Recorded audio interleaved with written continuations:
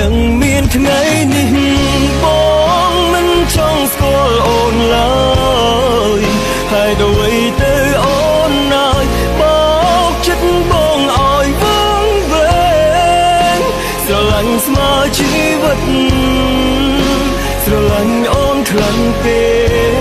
កយកស្នេហ៍បងជាល្បែងកុំដល់ចិត្តស្រីឬយ៉ាងណាបើដឹងស្នេហ៍បែបនេះបងមិនចង់ជួបទៀតទេ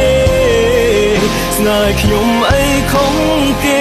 អើយខ្ញុំត្រូវរួមម្នាក់អើយអរគុណដែលស្គាល់អូនឲ្យបងឈឺក្រៃលែងឈឺចាប់ហួ